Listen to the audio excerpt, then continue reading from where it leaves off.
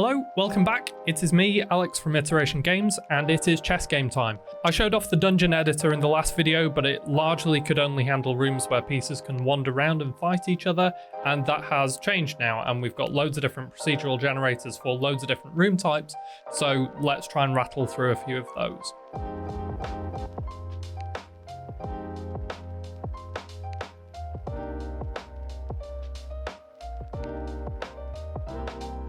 First, I made a generator that can essentially partition out a room's space into a puzzle area and a walkable area, and to test this out, I first got tour rooms working, where a knight statue is placed into a space in the room in the puzzle area, and it then takes random steps away from that space, making sure to never retrace the same steps that it's already taken.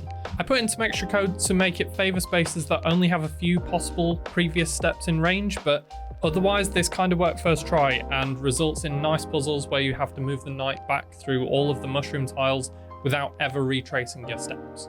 I did also make it work with different pieces, but the knight puzzles are definitely the best, especially when I let it generate with multiple pieces, which again kind of just worked first try, which I was quite happy about. The next generator that I wanted to get working was a Checkmate puzzle generator, which turned out to be a lot harder than I thought it was going to be for custom board shapes and real-time generation. So instead, I made it so that pre-made Checkmate puzzles just get loaded in at runtime, which was still quite tricky as I needed to make enough of a chess engine so that pieces always get out of Checkmate if they can, either by moving the king or by blocking or taking the attacking piece.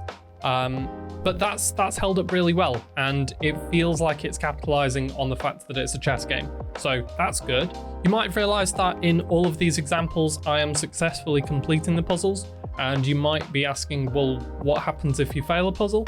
Ultimately, there is a little reset button just there in every puzzle room that essentially just resets the puzzle stuff. So any tiles that have been changed, any statues that have moved, that sort of stuff. I also made a room generator that partitions a room into a 3x3 grid of smaller rooms and then either fills them in or connects them up to make a sort of abstract room shape.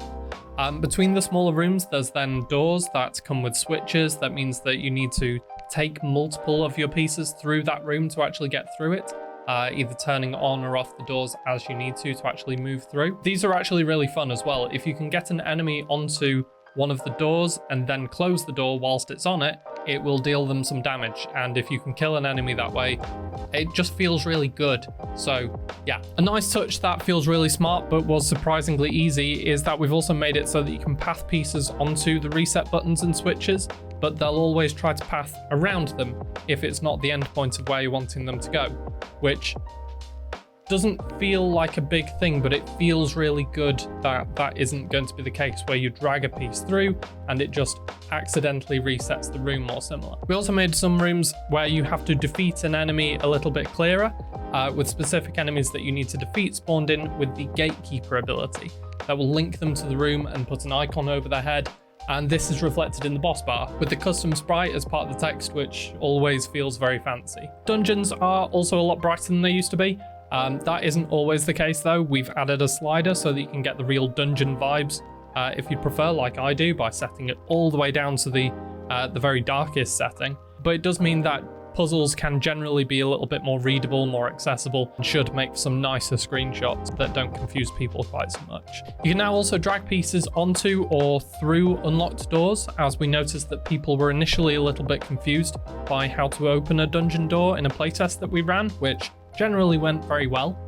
But this meant that if a piece moved through a door to a place that wasn't immediately next to it, the door would remain unlocked but closed.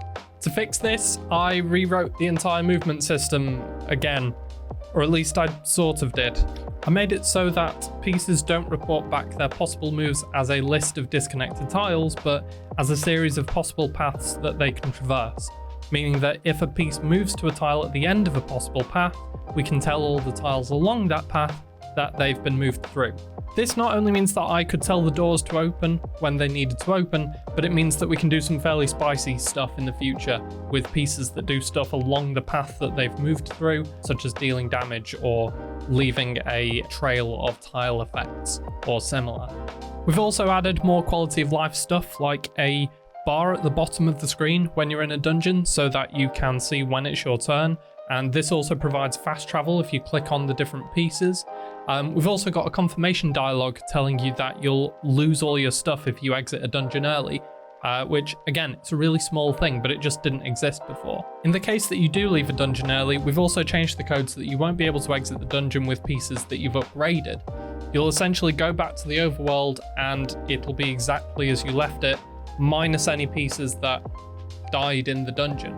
Pieces that were leveled up or promoted into new types will go back to exactly how they were before you went into the dungeon. Talking about promoting pieces, we've also made that a fair bit cleaner on both the player's side and in the code bay. Pieces now know exactly what items they need to turn into what pieces, meaning we could add a nice promotion panel that makes promoting pieces feel like much more of a deliberate action and makes the promotion paths more memorable. This can be locked off until you've collected the appropriate relic from a dungeon and is replaced by a fancy version in the case that you've given a piece a crown. If you do end up struggling to remember how to make a particular piece, we've also got you covered with the game's namesake. You might have noticed this button down here. This is an elaborate history of chess. It's been passed down to you by your forefathers and their forefathers before them, and will largely contain all of the tutorial stuff, all of the promotion paths and all the sort of stuff that you might want to refer back to mid-game. None of this really works yet other than the book existing and a little bit of the tutorial stuff being logged, so expect that to be covered in more detail in a future devlog. We've also been playing around with the health and food system a little bit since our first proper playtest with real people playing the game, and this means that we're finally expanding to different types of food healing different amounts of health, which is now nicely displayed in the hover info.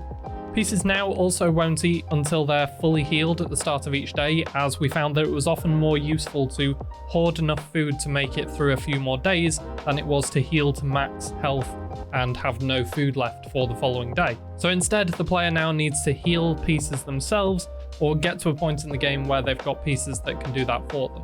To see which pieces you need to heal, you can also now open this additional panel where you can see every piece you've got in your kingdom. The visuals for this are not complete, but everything in here is ultimately working, and that's kind of the hard bit. You can sort your pieces based on how much health they've got left, by level, by name. Ultimately, this is where you can look through all of the different pieces that you've got, which is generally quite useful. Going back to promoting pieces, we've also added a system for some abilities being inheritable. So things like auto movement will get retained when a piece is promoted into a new type. We've also made an effect for whenever a piece gains an ability.